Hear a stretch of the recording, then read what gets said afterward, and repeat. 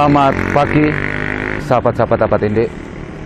Saya beserta tim Abad Indik Televisi yang mana pada pagi hari ini melakukan suatu kunjungan atau melakukan suatu perihal mengingat bahwasanya Jawa Timur atau Lumajang sedang berduka akibat erupsi atau letusan Gunung Semeru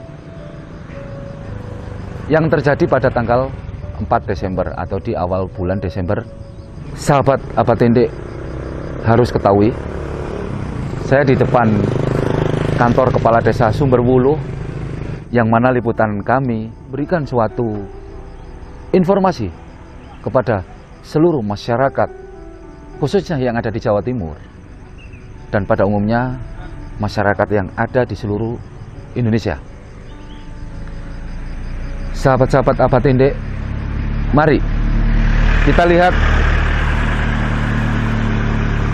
sisi kanan saya, dan perlunya sahabat-sahabat Abad Indik ketahui dan harus sahabat-sahabat Abad Indik pahami, saya sengaja membuat liputan kepada sahabat-sahabat Abad Indik, meliput bukan daripada kejadian atau pasca kejadian setelah erupsi dari Gunung Semeru, melainkan Abad Indik mengambil sisi positif yang sudah dilakukan oleh pihak Kementerian PUPR yang ada di Jawa Timur, khususnya di Lumajang.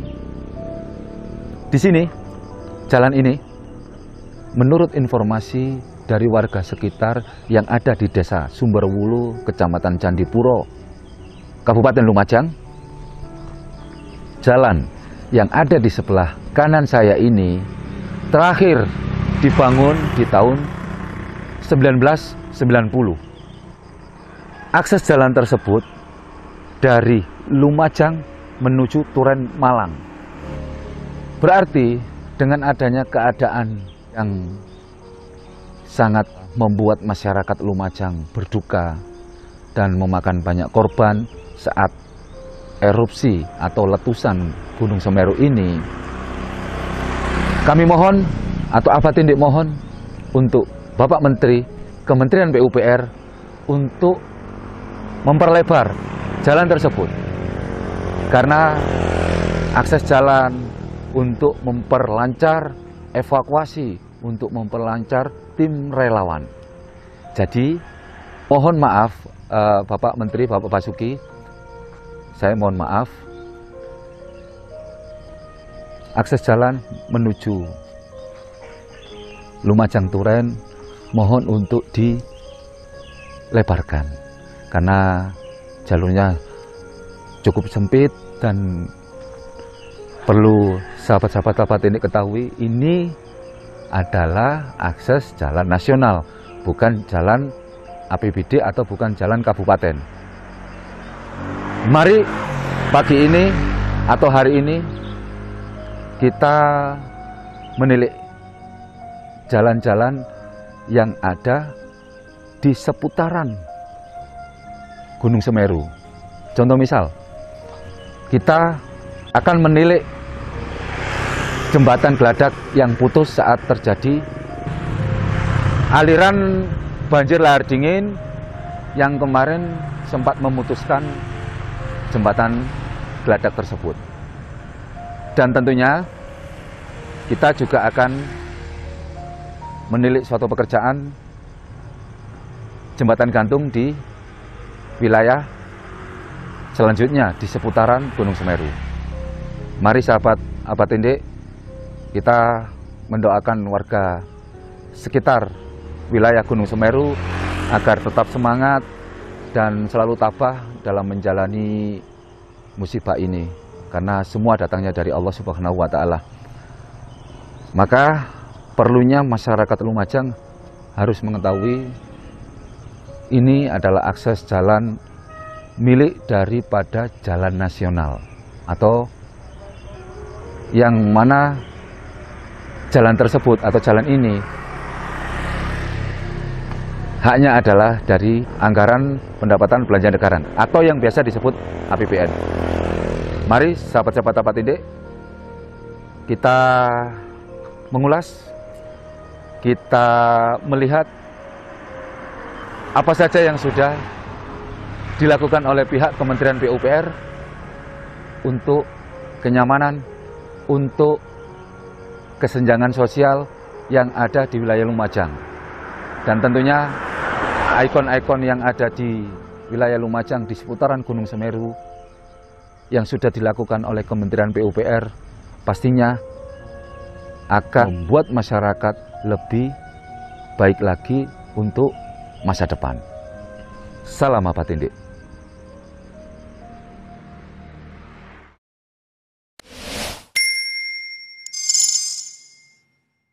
Selamat siang, sahabat Apatindik. Pada siang hari ini, saya beserta kru Apatindik lagi menilik pekerjaan yang sudah selesai di tahun 2021. Proyek pembangunan jembatan gantung di Kaliregoyo ini termasuk adalah salah satu ikon yang dimiliki oleh Lumajang. Dan pembangunan jembatan gantung Kaliregoyo tersebut suatu kebanggaan dari Balai Besar Pelaksanaan Jalan Nasional Wilayah Jatim Bali yang dikerjakan oleh PPK 1.7 David Rahmat Prabowo. Termasuk pembangunan jembatan Kaliregoyo ini melainkan jembatan gantung terpanjang di Jawa Timur. Dan tentunya sahabat-sahabat Apatindik, keuangan atau anggaran dari APBN atau dari anggaran pendapatan belanja negara untuk proyek ini dihabiskan sebesar kurang lebih 9 miliar rupiah. Waktu pengerjaannya di 212 hari kalender. Dengan keberadaan jembatan gantung Kaliregoyo ini, masyarakat Sumber Wuluh beserta masyarakat Jatirogo sudah mendapatkan suatu hikmah yang sangat cukup baik dan sangat cukup positif, karena sebelum ada jembatan ini antara Sumber Wuluh beserta Jatirogo, masyarakat untuk melakukan aktivitas, adik-adik yang melakukan pendidikan tidak pernah tepat pada waktunya saat melakukan proses belajar mengajar, dan masyarakat melakukan aktivitas dalam kesehariannya juga selalu berputar-putar untuk mencari jalan yang lebih baik yang bisa dilewati. Karena perlu sahabat-sahabat Apatindik ketahui, ini adalah alur dari jalannya lahar dingin yang dimuntahkan oleh guguran Gunung Semeru. Semangat terus untuk PPK 1.7, jangan dikasih kendor. Semoga banyak manfaat untuk jembatan gantung di Kaliregoyo ini. Tidak seperti pembangunan jembatan yang ada di Ponorogo, belum sampai 1 tahun sudah ambrol dan memakan korban 2 tewas. Itu harus dipertanggungjawabkan, meski kepala dinasnya Pak Jamus mengatakan itu bukan menjadi tanggung jawab beliau karena dia sudah bukan lagi menjadi kepala dinas PU Bina Marga di Kabupaten Ponorogo. Apatindik, jos.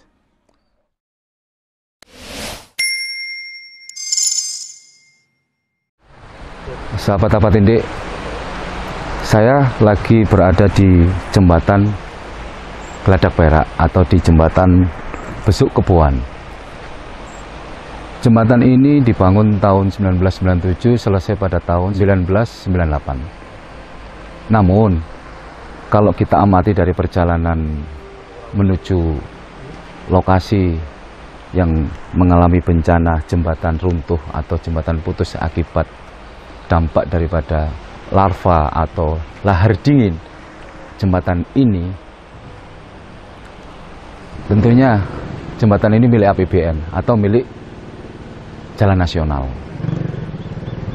Monggo Bapak Basuki selaku Menteri PUPR atau Bapak Madya selaku Satuan Kerja Pelaksanaan Jalan Nasional Wilayah 1 dan beserta PPK-nya untuk bisa berembuk kembali untuk akses jalan Cumalang Turen bisa diperlebar, dan tentunya jika mana nantinya ada terjadi suatu hal-hal yang tidak diinginkan seperti bencana-bencana berikutnya, tim evakuasi, tim relawan, tim dari BPBD, Basarnas, NPB, semuanya akan merasa tidak kesulitan jika mana akses jalan yang menuju Lumajang Turen diperlebar.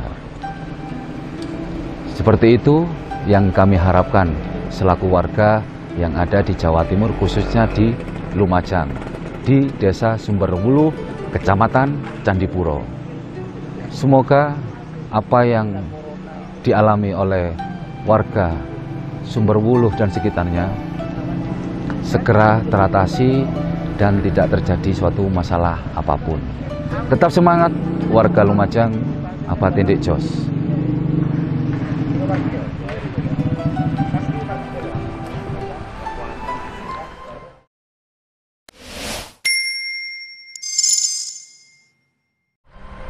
Sahabat Abah Tindik, saat ini Abah Tindik lagi ditemani oleh warga dari Desa Sumberwuluh, Kecamatan Candipuro, Kabupaten Lumajang.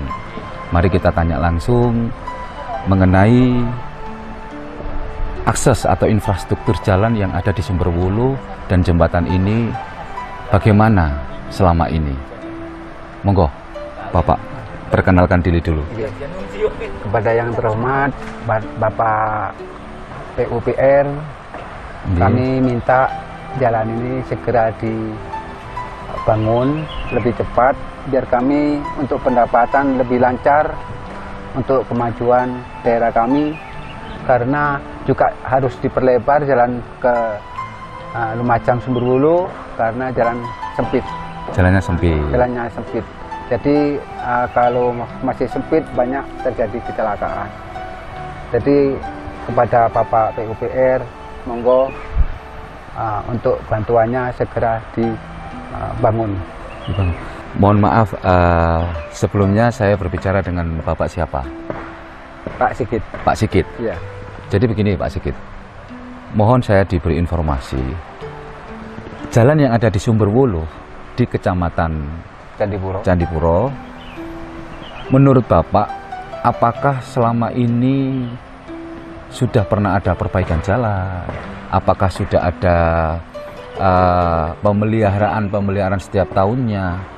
Atau semenjak di tahun 1990 kurang lebih saat dibangun pertama jalan nasional di Kecamatan Candipuro di Desa Sumberwuluh itu, selama ini hanya sekali itu atau bagaimana Pak Sigit? Monggo. Kalau pembaruan jalan saya kira dulu Monggo. dari 1990 sampai sekarang cuman hanya perehapan saja. Tapi itu dilakukan tahun berapa perehapan itu? Perehapan saya kurang ini ya, lupa Pak. Cuman cuman apa itu menambal gitu aja. Pemeliharaan. Iya, pemeliharaan. Kalau untuk pelebaran jalan untuk belum memang. Pelebaran jalan belum. Jadi harapannya warga atau masyarakat sekitar Desa Sumberwuluh atau Kecamatan Candipuro, itu mengharapkan untuk Bapak Kementerian PUPR segera merealisasi jalan yang ada di Desa Sumberwuluh ini agar diperlebar. Iya, seperti itu, nggih. Iya, betul. Apalagi setelah terjadi bencana ini, Pak, perekonomian kan terjadi tersendat atau menjadi mengalami hambatan. Betul. Semoga Bapak Kementerian PUPR, Bapak Basuki mendengarkan keluhan masyarakat dan segera merealisasi pembangunan atau pelebaran jalan di Kecamatan Candipuro, Desa Sumberwulu. Terima kasih Bapak. Sama-sama. Semoga segera berakhir semuanya. Amin, amin, amin, Yes. amin. Tetap semangat, tabah. Amin, amin. Abah Tinde, jos.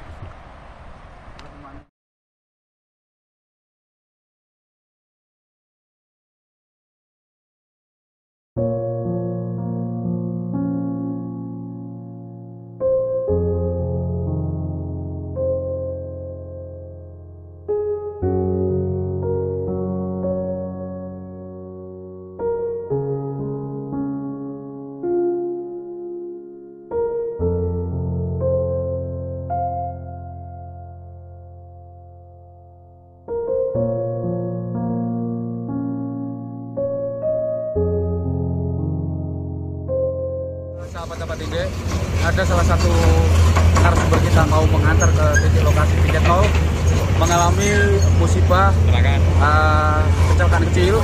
Tadi waktu naik diantar oleh kendaraan alat berat, tapi terjadi longsor dan kita akhirnya membatalkan untuk syuting dengan PPK di Lumajang ini beserta Ibu Puan Maharani. Jadi maaf, kita tidak jadi syuting dengan beliau karena mengalami kejadian atau kecelakaan kecil yang sekarang kaki dari narasumber kita melepuh. Salam Abah Tinde.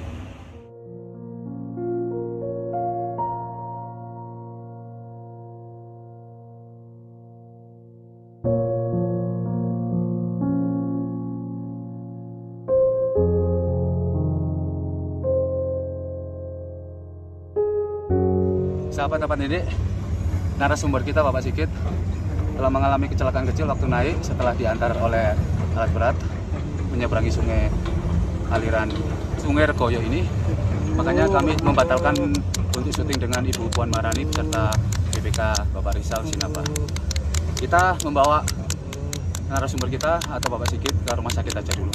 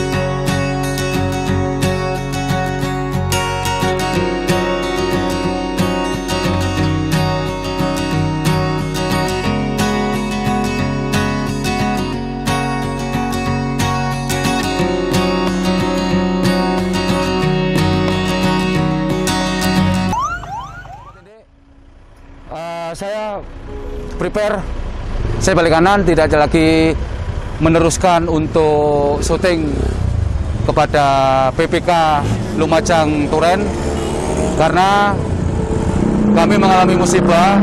Narasumber kami waktu ngantar kami untuk menuju ke piket nol tadi mengalami musibah, dia kena guguran longsor pasir atau lahar dingin dan keadaan saya seperti ini. Saya juga kepanasan kaki saya. Sepatu saya lepas. Dan sekarang saya menuju Puskesmas Candipuro. Ayo kita langsung melihat korban atau narasumber kami. Siap, yuk.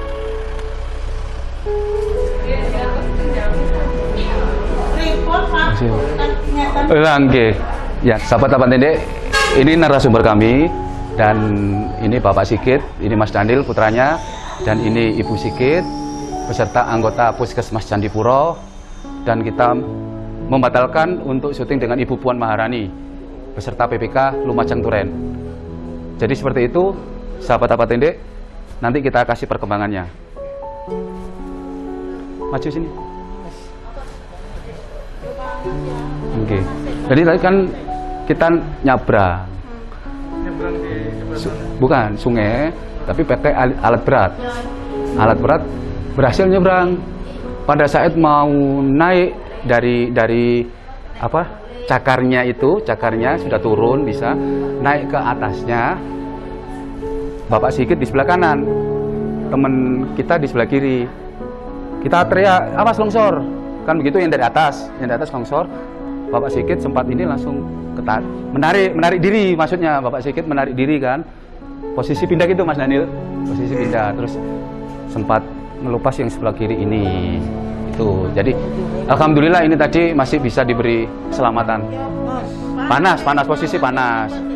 Nggih.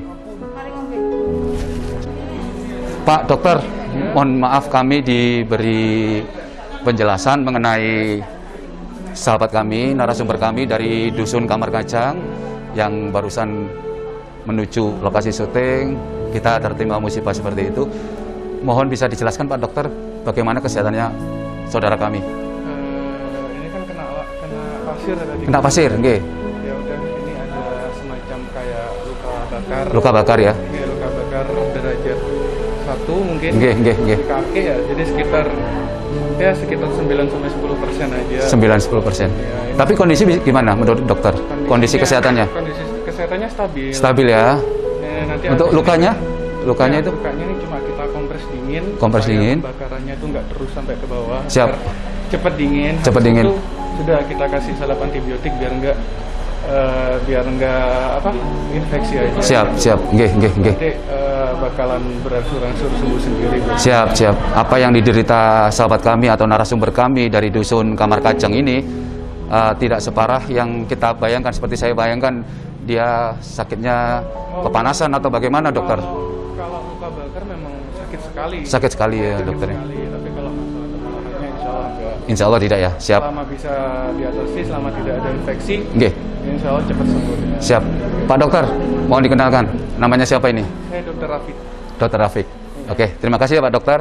Sahabat-sahabat Indek, berikut dari Bapak Dr. Rafiq yang bertugas di Puskesmas Candipuro sudah menjelaskan terhadap kami. Insya Allah keberadaan Bapak Sigit yang saat ini mengalami trauma mengenai panasnya pasir atau lahar dingin ya Pak Dokter ya, insya Allah bisa disembuhkan dan tinggal menunggu perawatannya beserta diberikan pengobatan lanjutan. Demikian sahabat-sahabat ini